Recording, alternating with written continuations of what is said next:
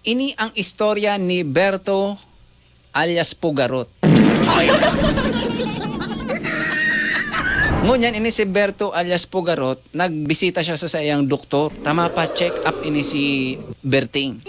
Pag abot niya duman sa klinik, mga tugang kang doktor, sabi ka ni Pai Berto, Dok, marhay na aga tabi, Dok. Mapa-check up ko ta ako sa imo, Dok. No. Di ko na kaya tiuson ining kunyang problema ko.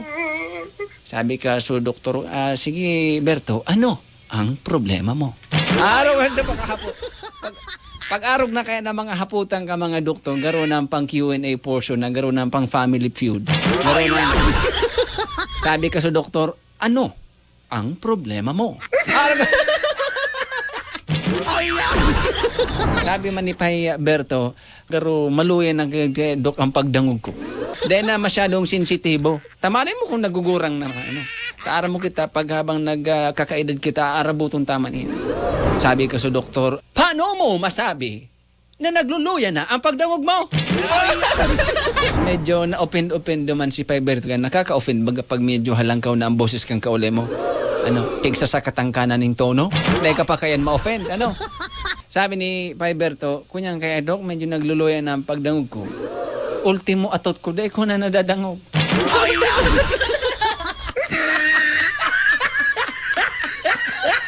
Ngunyan sa doktor, sabi ni Dok, sige tabi, Berto, re-resitahan ta ka. Alang ka, na sa boses. Tinaon na kipay Berto sa reseta. Dahil niya man mabasa ito, taara mo man ang mga surat kang doktor, garo yung kinayas-kayasan kang manok. Dahil mo yan mabasa. Solamenting makakabasa lang kang surat kang doktor, mga pharmacist. Ngunyan, auto na si Pai Berto, patuyatoy na pasiring na sa may butika. Pag tuon niya duman kang reseta sa pharmacist, pighapot niya sa pharmacist. Ma'am, ano po yung reseta ni Doc? Ano pong, para po sa ano yan?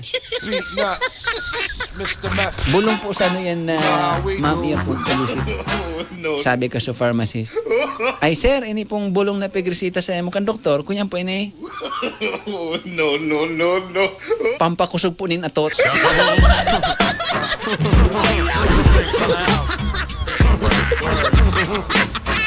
Medyo maluyag ang atot ni Piper.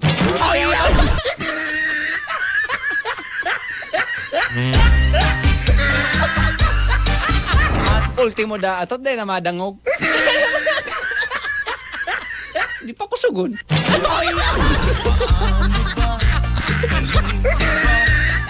Thank you so much kay Leslie Bigueras sa pagpadarakan istorya sa Facebook. Pagiramdam ini po istorya sa nakat, hang isip, imbento, ano man ang pagkakaparehas sa bagay, lugar, pangyari o pangaran, di nanganghulugan na totoo kung may kaparehas. Ini po imbento sa naday po sinasadya. Alright?